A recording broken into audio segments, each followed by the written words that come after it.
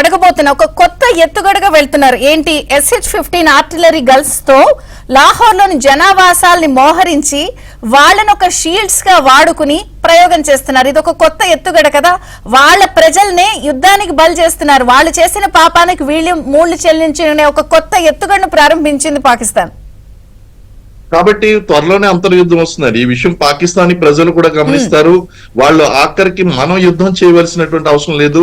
నాకు తెలిసి యుద్ధానికి ముగింపు పాకిస్తానీ ప్రజలే తెలియజేస్తారు. వాళ్ళకి ఏ మాత్రం కూడా ఇష్టం లేదు మన భారతదేశంతో ఫైట్ చేయడం అనేటువంటిది. ఆ నష్టం ఏ తీవ్ర స్థాయిలో ఉంటుంది అనేటువంటి వాళ్ళకి తెలుసు. వాళ్ళ మీద నమ్మకాలు కూడా పోయినాయి. అసలు యుద్ధం జరగనప్పుడే వాళ్ళ యొక్క పాకిస్తానీ జనరల్స్ మీద వాళ్ళు తిరుగుబాటు చేసినట్టు 2 సంవత్సరాల క్రితం పాకిస్తానీ జనరల్స్ మీద తిరుగుబాటు చేశారు ప్రజలు. అటువంటిది ఇప్పుడు ప్రస్తుతం ఇలాంటి ఘోరమైనటువంటి వాళ్ళని షీల్డ్స్ గా వాడుకుంటూ వాళ్ళ మధ్య నుంచి ఆర్టిలరీ గైడ్స్ ఫైర్ చేస్తే మనకు ఆ ప్రెసిషన్ టెక్నాలజీ అనేటువంటిది ఉంది. అయితే ఖచ్చితంగా దాని ఇంపాక్ట్ కొంతమంది మీద పడేటువంటి అవకాశం ఉంటుంది. కాబట్టి ప్రజలు కూడా వాళ్లే తిరుగుబాటు చేస్తారు. ఆల్రెడీ బెలూచిస్తాన్ స్వతంత్రం ప్రకటించుకోబోతుంది. అలాగే ఇక్కడ ప్రజలు అనేటువంటి ఇమ్రాన్ ఖాన్ ని విడిపించుకోవడానికి జైలుకి వెళ్లి అక్కడ ప్రజలు తిరుగుబాటు చేస్తున్నారు. వీళ్ళ ప్రధాని మరియు అసీం మునీరు వాళ్ళు బంకర్లోకి వెళ్ళిపోయారు. అసీం మునీర్ అయితే ఆల్రెడీ అరెస్ట్ చేశారు. వేరే వ్యక్తి చీఫ్ ఆఫ్ ఆర్మీ స్టాఫ్ గా పాకిస్తానీ ఆర్మీ స్టాఫ్ గా టేక్ ఓవర్ చేసినట్టుగా చెప్తున్నారు.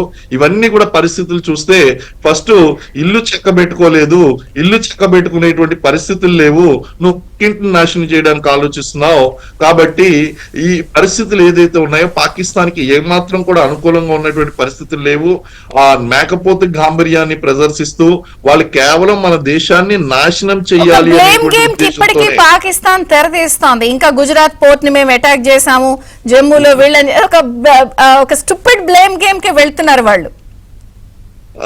ఇది వాళ్ళకి 1947 లో వర్కౌట్ అయిందండి, 1965 లో వర్కౌట్ అయింది, 71 లో వర్కౌట్ అయింది. ఇలాంటి బ్లేమ్ గేమ్స్ చేయడం వలన ప్రజలు